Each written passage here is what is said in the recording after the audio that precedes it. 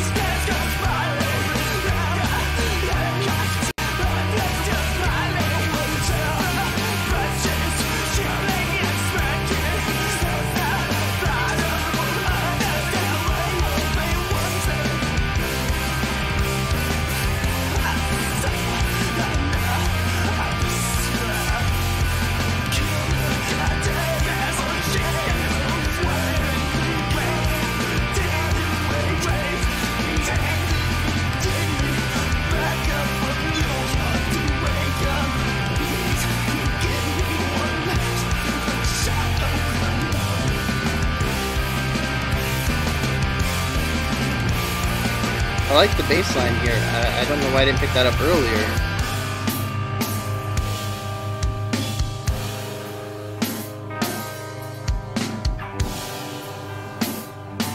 Interesting twist on the waltz formula.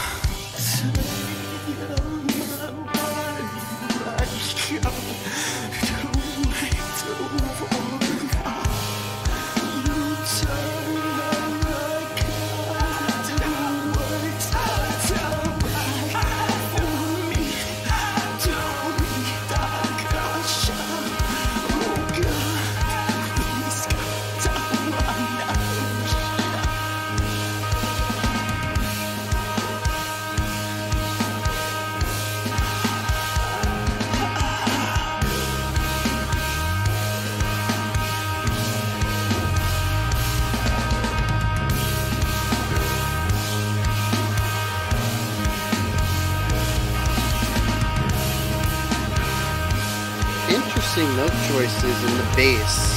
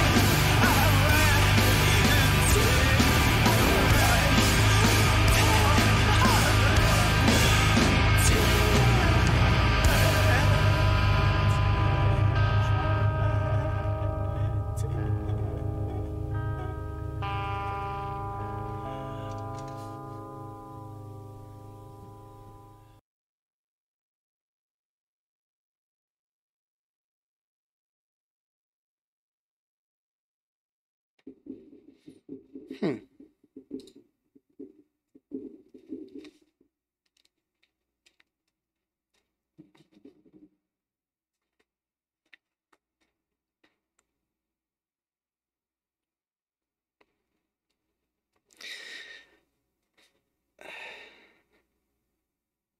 So that's an interesting one.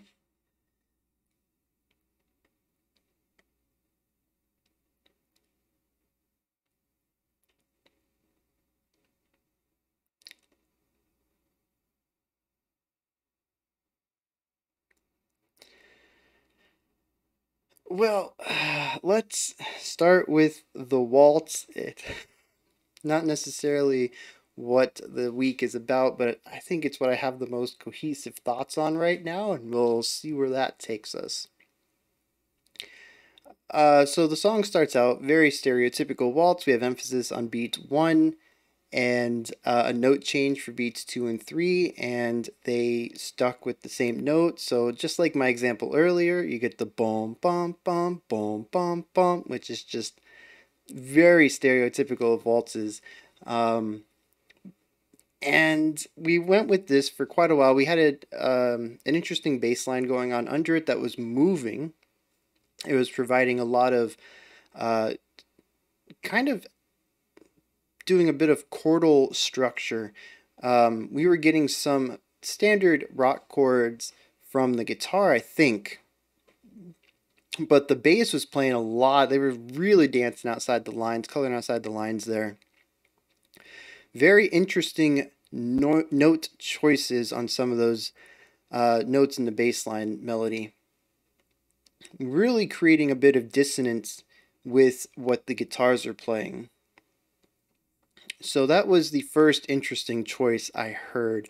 The second is going to be, I can't, uh, I was going to bring up the vocals, but I want to save that for a little bit later. I want to specifically talk about some of the musical aspects right here.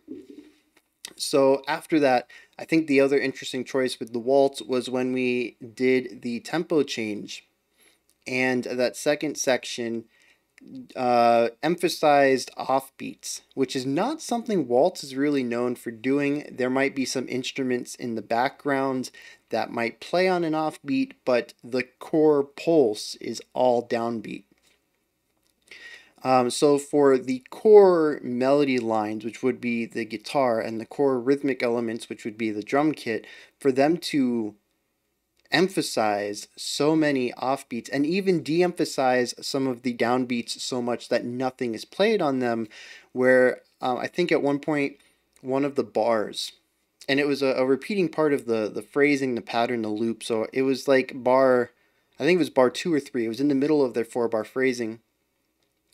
They had a downbeat on 1, nothing on 2, and then we had an emphasized offbeat of 2 and then an emphasized downbeat of 3. And it really pushes what I would consider to be waltz rather than just a 3/4 passage of music. But I think because it's bookended by the two very waltzy aspects, the beginning and the outro, it still feels waltzy, even though it's really pushing the envelope of what would be considered waltz, stereotypically, what would fit within that genre. So that was a very interesting playfulness with it. And they played around with it a little bit more closer to the end when the drums began to accent every single downbeat. The first beat still had an extra oomph to it. I think there was a bass kick along with the snare hit. But, I mean, these were just accented snare hits on all three beats of the bar. So, yeah, once again, kind of playing around with that where you still have that emphasis on beat 1, but they weren't really drawing away the emphasis from 2 and 3. Just accented snare on every hit. Yeah, so it's interesting to kind of hear how they play around with the waltz. And like I said, kind of push the envelope of what is and isn't considered waltzy while staying within sort of the confines of that traditional waltz sound in 3/4. Now, I think the elephant in the room, it's going to be the vocals. They're definitely going to be a make or break point. And I feel like they're filling in a very similar role as they did in Amun Ra. I read the comments when I posted the video, and a few people told me that I shouldn't approach them as vocals, that it's more about the emotional delivery, and I should see them as another instrument, which I think another way of saying that might have been to view them as a unique timbre rather than mentally trying to pigeonhole them into the vocal slot of the band. Um, and taking it from that idea and also learning that Amun Ra is very much about, they write music about pain, or at least this album was about pain. The wailing, the yelling, the howling makes a lot of sense in that element, in that context. It adds that layer of emotional weight to the music, even though that vocal style still bounces off of me. I understand where it comes from artistically, and I think that's what's happening here. The vocals are whiny, but not like in the whiny emo way, like sobbing, trying to speak through tears, and the way that our bodies tend to modulate and change our speech because we are crying, and the vocal cords do different things, the mouth shapes change because we're doing something alongside the vocal stuff that we don't typically do. And that's what I'm hearing here. I don't know if this is how they always sing or if maybe this is specific for this song. Maybe the dude literally is sobbing through this. But yeah, from a casual point of view, the vocals, it was a shock when the song started with that. I'm not gonna lie. But as the song progressed on and I started to take that suggestion from the Amun Ra comments and view them as just another element of expressing the pain or the emotion of the track, the ending clicked for me. Well, I guess I should say maybe the middle, because the ending, the vocals kind of cut out a bit. They didn't show up too much there at the end. But yeah, so in that light, from an artistic point of view, I think that the lyrics do a very good job of adding that element to the music. The music is already weighty, it's already dissonant, there's already sorrow and just weight, heaviness baked into the music. And for that vocal delivery to be like that, it just adds so much to the element. This is not a song. This is, a letter of someone pouring their heart out to music. This is more, as what I would say is, maybe it's not. I was gonna say it's more art than music, which is kind of a weird way of like putting a gate between what is music, what is art. But maybe I could say in a different way that this is more of a personal song rather than a song for outside enjoyment. This is not what I would put on to enjoy myself, to, have a good time with friends. You get a big party together and you toss on the lonely waltz of Leonard Cohen. But I can see this as something that Pageninetynine, maybe more specifically the person who did vocals on this track, needed to do. They needed to let it out to get this art into the world. It is more for them as creators rather than the world as a consumer. So, yeah, this is definitely an interesting song. I am interested in more though, which is weird that I continue to say that. I mentioned the other day that it's coming up in increasing frequency, it feels like, but I am kind of also finding a line between a lot of these songs that I tend to say it quite often for these kind of post-rocky repetition things. Um, And I've kind of mentioned before, it's also sort of these experimental ideas that incorporate post-rock elements. But again, I do hear a lot of the droning, the repetition in this song. Um, it's just mixed with some other elements that are really connecting with me, and it really helps me get into sort of the repetition and the emotion of the track. But yes, I don't know if I like this, but I'm intrigued. Is this how the singer always sings? Are all of their songs like this, dancing, taking um, concepts and really pushing them and experimenting with that type of music, with any type of music? Is this a band that just really pushes the envelope on things? Um, and what's with that bass? The only moving part of the band, I immediately was drawn to it as soon as the vocalist moved out because the mix for the bass is just a little low, but once the vocalist stopped singing, the bass was very prominent.